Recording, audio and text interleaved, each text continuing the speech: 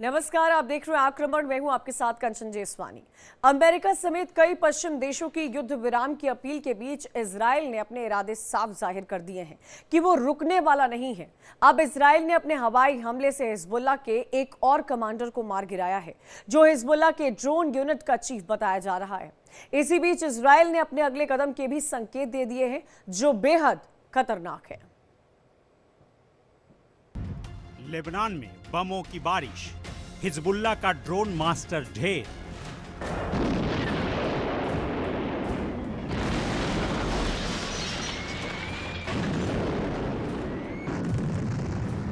Lebanon में Israel बम, missile और rocket से तबाही की वो इबारत लिख रहा है जिसकी कल्पना हिजबुल्लाह ने कभी नहीं की।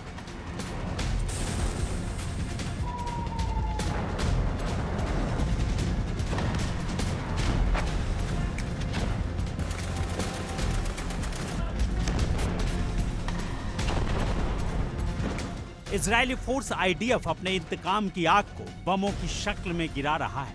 दक्षिणी लेबनान में पिछले 72 घंटे से रुक रुक कर धमाके की आवाज सुनाई दे रही है। इस दौरान गुरुवार को इजराइल ने हिजबुल्लाह के aerial force commander Mohammed Hussein Srour उर्फ अबू सालेह को बेरूत में मार गिराया। अबू सालेह हिजबुल्लाह का ड्रोन एक्सपर्ट था।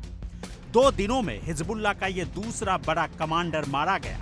इससे पहले हिजबुल्लाह के मिसाइल एक्सपर्ट कुबैसी को इजराइल ने बेरूत में ही मार गिराया था।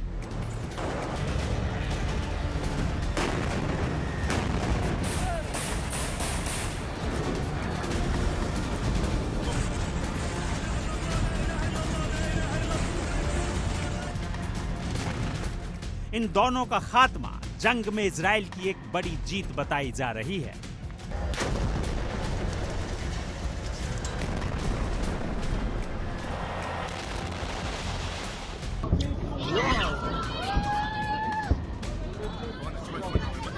आपको बता दें कि इजरायली प्रधानमंत्री बेंजामिन नेतन्याहू ने हिजबुल्लाह को जड़ से खत्म करने का बीड़ा उठाया है। इजरायली सेना इसी मकसद से लेबनान में हिजबुल्लाह के ठिकानों को मटियामेट करने पर तुली है। यही वजह है कि एक दिन पहले अमेरिका और यूरोपीय मुल्कों के इस प्रस्ताव को कि संघर्ष विराम कर लेना चाहिए, इजराइल ने इसे ठुकरा दिया था। यह कहकर ठुकराया कि जब तक हिजबुल्लाह पूरी तरह से खत्म नहीं हो जाता, तब तक जंग जारी रहेगी। आईडीएफ का संकल्प है कि जब तक वो आतंकवादी समूह को पूरी तरह से खत्म नहीं कर देता, चैन से नहीं बैठेगा। इसी संकल्प के तहत इजराइल एक एक कर हिजबुल्लाह के कमांडरों को ढेर कर रहा है। मुझे लगता है Israel is doing a fantastic job कि लड़ाई को आप दुश्मन की टेरिटरी में रखकर दुश्मन के यहाँ लड़ो, ना कि उसको मौका दो कि वो आपके यहाँ आकर आपके साथ लड़े। या चॉइस ये है, मैं मरूं या आप मरो। मेरी पॉलिसी बड़ी क्लियर है कि तुम मरो।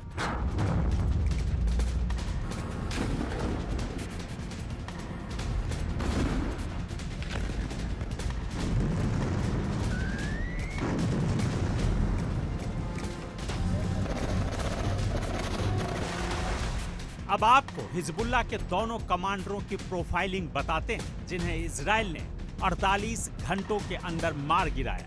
पहले बात हिजबुल्लाह के drone master Mohammad Hussein Srour उर्फ अबू सालेह।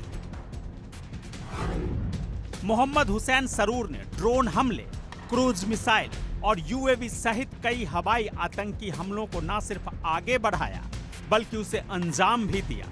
इसी वजह से वो इजराइल के निशाने पर था।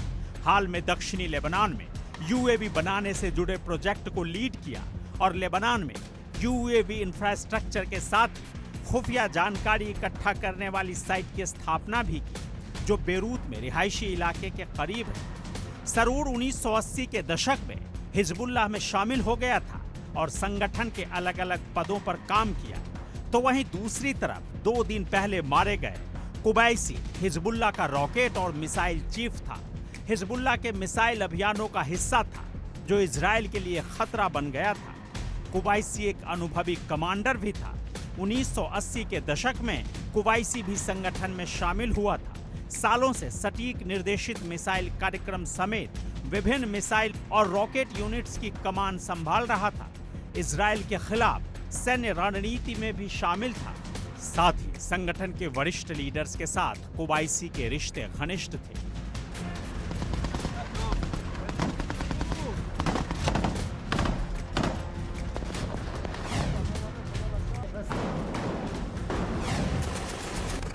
हमास के बाद अब इजराइल का अगला टारगेट लेबनान में बैठा हिजबुल्लाह ही है। अपनी उत्तरी सीमा से सटे लेबनान में लगातार हवाई हमले कर रहा है। इतना ही नहीं, इजराइल जल्द ग्राउंड ऑपरेशन की तैयारी भी कर रहा है। यही वजह है कि अमेरिका और यूरोपीय मुल्कों के दबाव के बावजूद बेंजामिन नेतन्याहू युद्ध से पीछे नहीं हट सकते हैं। गाजा पट्टी में हमास को कुचलने के बाद अब हमास के आतंकियों को सदर्न लेबनान में, जो हिजबुल्लाह का ठिकाना है, वहां इजराइल उन्हें ढूंढ रहा है। और इसलिए इजराइल बार बार कह रहा है कि जब तक हिजबुल्लाह का खात्मा नहीं हो जाता तब तक वो रुकने वाला नहीं है। लेकिन आतंकवाद के खात्मे के साथ साथ बेंजामिन नेतन्याहू की कुछ राजनीतिक मजबूरियां भी हैं कि उन्हें इस जंग को लड़ना होगा।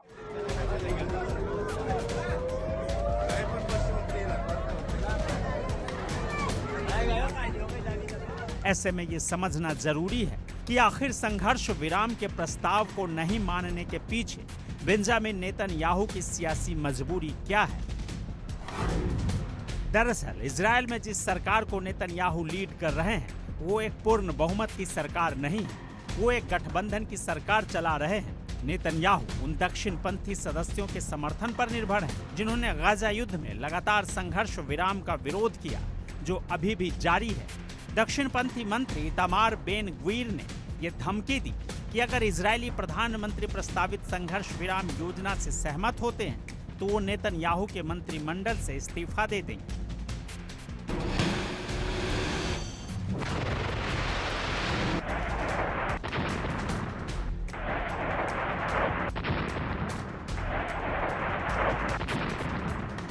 इजराइल के ताजा हवाई हमलों में लेबनान में अब तक 600 से ज्यादा लोग मारे जा चुके हैं। यही वजह है कि ईरान समर्थित हिजबुल्लाह के खिलाफ जंग को कुछ समय के लिए रोकने का अनुरोध किया गया ताकि जान माल के नुकसान को कम किया जा सके और लोगों को वहां से निकलने का मौका मिल जाए। हालांकि इजराइल ने इस प्रस्ताव को ठुकरा दिया है।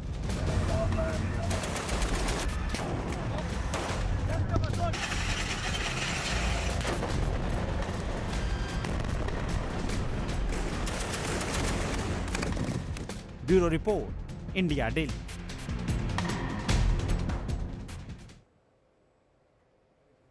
और चलिए अब बात करते हैं चीन की, जो पूरी दुनिया में शर्मसार हो गया है। उसकी सबसे एडवांस और खतरनाक न्यूक्लियर सबमरीन समंदर में डूब गई है, जिसके बाद अमेरिका ने चीन के मजे लिए हैं।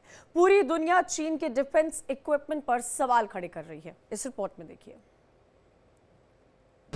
समंदर में डूबा ड्रैगन, अमेरिका ने लिए मजे, चीन हुआ शर्मसार, न्यूक्लियर सबमरीन का नाश।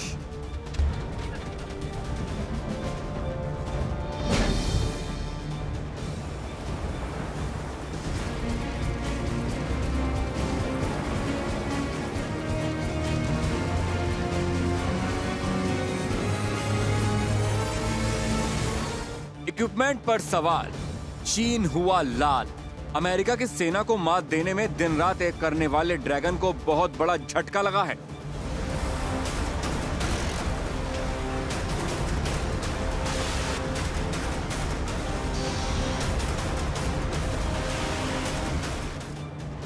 चीन की झोउ क्लास की सबसे नई और खतरनाक न्यूक्लियर सबमरीन समुद्र में डूब गई है।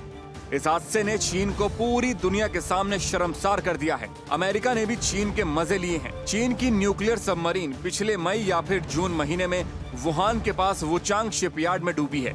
ये वही वुहान शहर है जहां से कोरोना महामारी पूरी दुनिया भर में फैली थी। चीन ने अपनी सबसे खतरनाक पनडुब्बी के समंदर में डूबने की घटना को दुनिया से छिपा रखा था, लेकिन वो अपनी नाकामी ज्यादा दिन तक छिपा नहीं सका। सैटेलाइट तस्वीरों से चीन को शर्मसार करने वाली बात दुनिया को पता चल गई है। सैटेलाइट तस्वीरों के जरिए ये भी पता चला है कि अटैक न्यूक्लियर सबमरीन को निकालने के लिए क्रेन का इस्तेमाल किया जा रहा है। अभी तक ये नहीं पता चल सका है कि पनडुब्बी के डूबने से किसी की मौत हुई है या नहीं। साथ ही ये भी पता नहीं चल सका है कि इस पनडुब्बी में न्यूक्लियर फ्यूल था या नहीं। सैटेलाइट तस्वीरों से हुए खुलासे के बाद एक्सपर्ट्स का कहना है कि सबमरीन का डूबना ये बताता है कि चीन सबमरीन का बेड़ा बढ़ाने के लिए बहुत जल्दबाजी में है, इसीलिए यह हादसा हुआ है। कई रिपोर्ट्स में दावा किया गया है कि अब इस सबमरीन को समुद्र से निकालने में कई महीने लग सकते हैं। चीन के लिए यह हादसा इसलिए भी शर्म की बात है क्योंकि पहले पता चला था कि जो सबमरीन डूबी है वो नॉर्मल पनडुब्बी है, लेकिन बाद में सैटेलाइट इमेज को देखकर एक्सपर्ट्स ने खुलासा किया कि ये तो चीन की एकदम नई टाइप 041 झोउ क्लास की न्यूक्लियर फ्यूल से चलने वाली अटैक सबमरीन है। जानकारी के मुताबिक ये पनडुब्बी समुद्र में डूबने से पहले आखिरी फिटिंग के दौर से गुजर रही थी। रिपोर्ट्स के मुताबिक अमेरिकी अधिकारिका तक को अभी तक बात की जानकारी नहीं मिली है कि जहां न्यूक्लियर अटैक सबमरीन डूबी है वहां के पानी से सैंपल लिए गए हैं या नहीं, क्या वहां कोई रेडिएशन है या फिर नहीं। अमेरिकी अधिकारियों के मुताबिक ये संभव है कि जब पनडुब्बी डूबी हो तब चीन कर्मचारी मारे गए हों या फिर घायल हुए हों, लेकिन अभी तक इसकी जानकारी नहीं मिली है। टॉम शुगार्ट ने लगाई थी, जो एक थिंक टैंक से जुड़े हुए हैं और अमेरिकी नौसेना के सबमरीन वॉरफेयर अधिकारी पद से रिटायर हैं। सैटेलाइट तस्वीरों में शिपयार्ड पर अचानक से 4 क्रेन पहुंच गई थी। इसे 12 जून से 17 जून के बीच तैनात किया गया था। रिपोर्ट्स के मुताबिक ये पनडुब्बी अगर पूरी तरह से डूब गई होगी तो उसके अंदर पानी घुस गया होगा और उसके सारे इलेक्ट्रॉनिक उपकरणों को बदलना होगा। इससे पहले साल 1960 और 70 के दशक में अमेरिका और तत्कालीन सोवियत संघ से भी इस तरह की घटनाएं सामने आई थीं। जापान में अमेरिका के कैरियर स्ट्राइक ग्रुप के एक पूर्व कमांडर ने कहा, चीन में हुई ये घटना ये दिखाती है कि वो बहुत हड़बड़ी में है। चीनी सेना अपनी पूरी ताकत से काम कर रही है ताकि अमेरिका की परमाणु पनडुब्बियों का मुकाबला किया जा सके।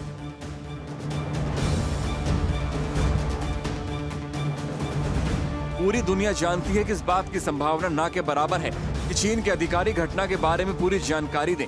पनडुब्बी डूबने से चीन को झटका जरूर लगा है, लेकिन इसका उसकी तेजी से बढ़ती नौसेना पर असर बहुत कम होगा।